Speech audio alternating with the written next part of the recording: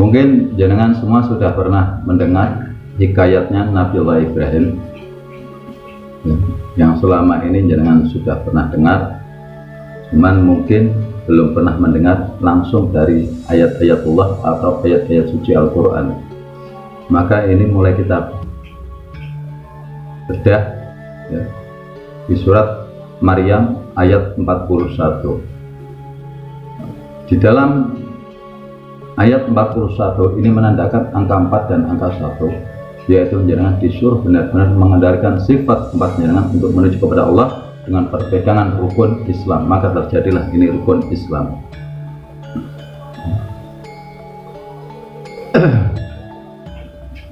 Di sini dikatakan Ibrahim di dalam kitab Al-Quran ini, Nabiullah Ibrahim ini, dia seorang yang sangat mencintai kebenaran. Kebenaran di jalannya Allah, kebenaran dalam ibadah-ibadah untuk tahapan mendekatkan diri kepada Allah. Maka dia disebut seorang nabi. Bahwa ayahnya Nabiullah Ibrahim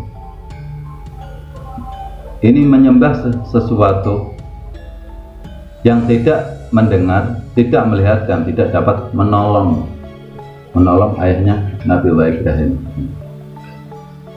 Ini kalau dalam hikayat seorang bapak.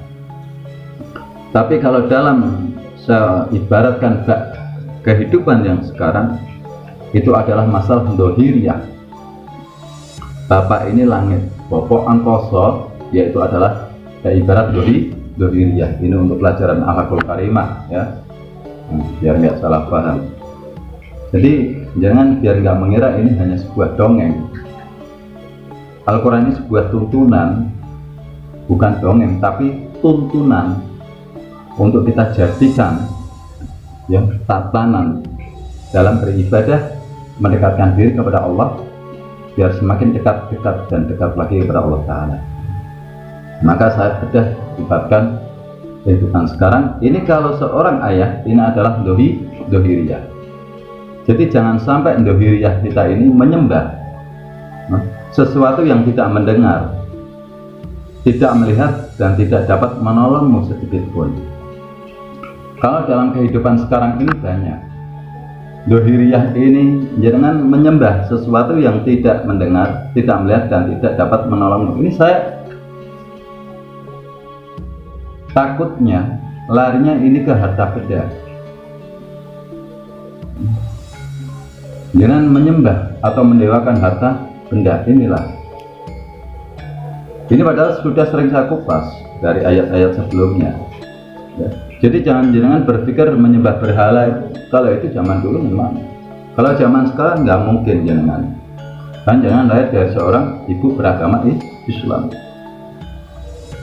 Jangan terlalu mendewakan duniawi, jangan terlalu mengejar harta benda, itu pun sama saja jangan menyembah.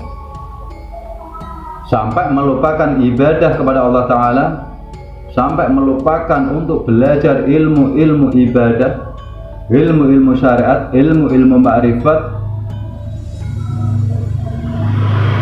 sampai lupa untuk belajar ilmu-ilmu Al-Quran sebagai tuntunan untuk jangan jadikan tatanan, tapi jangan sampai lupa belajar ilmu-ilmu itu karena jangan sibuk dengan mencari harta, mencari keduniawian. Ini sama saja.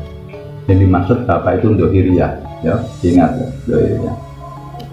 Jadi dohiriyah jenengan atau raga jenengan, jasad yang jenengan ini hanya untuk selalu keduniawian dan keduniawian, tanpa mengingat Allah, menyepelekan ibadah kepada Allah. Akhirnya sholat tertunda-tunda, ibadah-ibadah lainnya sampai tertunda-tunda. Ini bersegeralah jangan ketika mendengar suara adzan, ayo lakukan, bersegeralah. Artinya ketika jangan mendengar kebaikan, ayo bersegeralah kita laksanakan.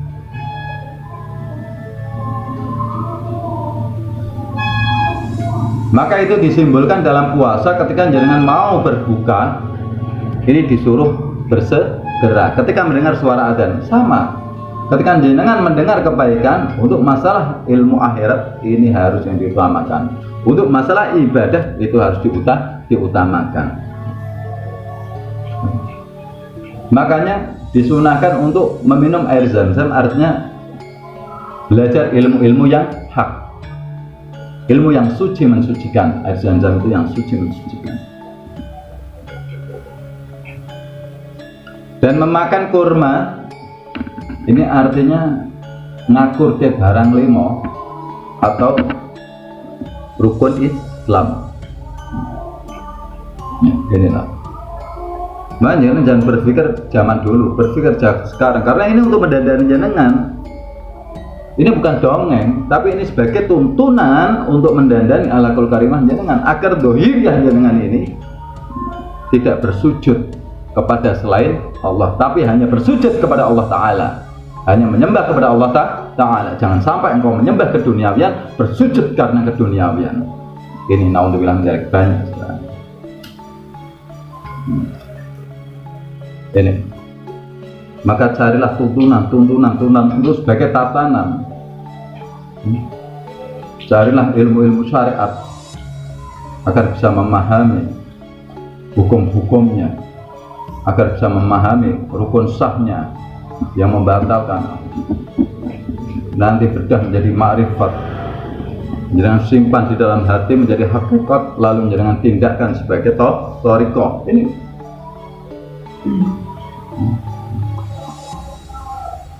era sekarang ini halus.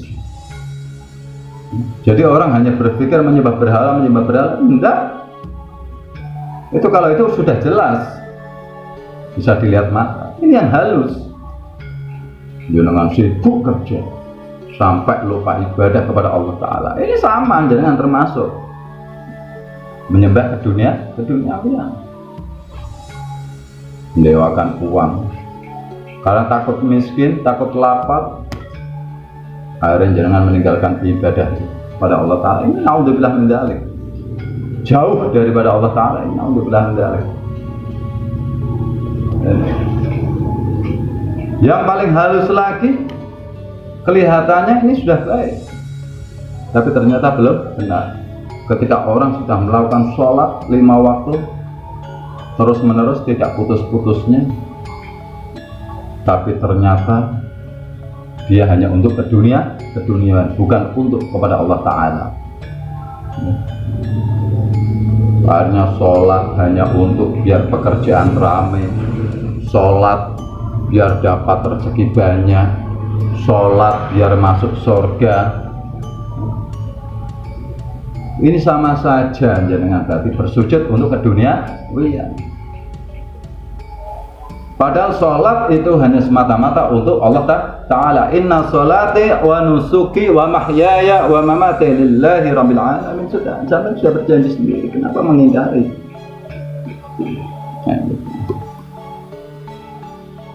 Sudah saya katakan berulang-ulang, wajar manusia ini punya keinginan, tapi keinginan itu jangan engkau jadikan nafsu atau syahwat, tapi keinginan itu engkau tarik ke atas untuk jadikan suatu tahapan untuk mendekatkan diri kepada Allah Ta'ala. Ini wajar manusia itu punya keinginan, tapi keinginan itu jangan engkau jadikan nafsu atau syahwat, tapi jadikanlah satu tahapan untuk benar-benar mendekatkan diri kepada Allah Ta'ala dengan mencari ridho-ridhonya Allah Ta'ala.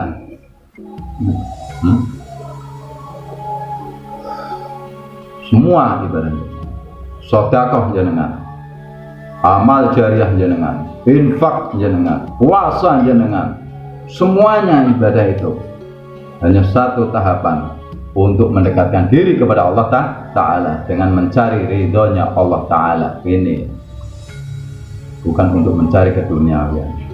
Berzikir sama, hanya satu tahapan untuk mendekatkan diri kepada Allah Ta'ala. Maka ketika jenengan dapat zikir, pahami maknanya, jadikan satu tindakan, itu baru benar.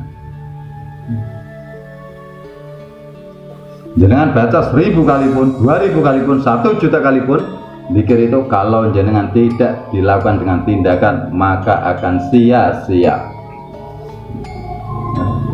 Zikir itu hanya satu tahapan untuk jenengan resapi, maknanya untuk jenengan jadikan tindakan. Untuk benar-benar kita semakin biar mendekatkan diri kepada Allah Ta'ala. Inilah, bukan bacaannya yang hebat, ngawur, tapi pahami maknanya, jalankan sebagai tindakan untuk berhablum minanas, berhablum minal alam, lalu secara otomatis akan berhablum minallah. Nah, gitu ya. Jangan asal baca 1 juta kali kalau nggak paham maknanya terus nggak jalankan sebagai tindakan, ya muspro, sia-sia, nggak ada manfaat. Sudah dikatakan Al-Quran dan Al-Hadis, pangucap dan tindakan. Al-Quran pangucap, Al-Hadis itu tindakan. Jadi ketika jenengan dapat zikir, resapi apa maknanya sambil hayati, masukkan ke dalam hati, introspeksi, koreksi. Setelah itu baru jenengan jadikan tindakan untuk memperbaiki diri, untuk beribadah kepada Allah dengan baik, untuk berhablum minanas dengan baik, untuk mendandani akhlakul karimah jenengan, untuk mendandani akhlakul karimah kita semua, biar kita bisa mendekatkan diri kepada Allah Ta'ala. Itulah. Makanya di sini,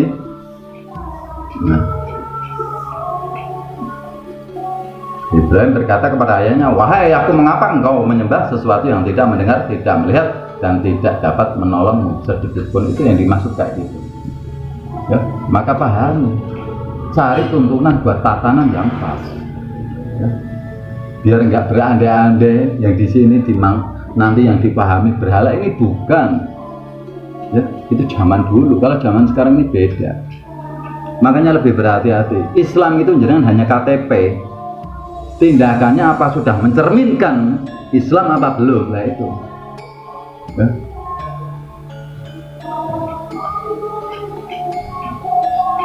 Kalau jenengan memang merasa beragama Islam, cerminkanlah tindakan jenengan, akhlakul karimah jenengan ini dengan keislaman jenengan.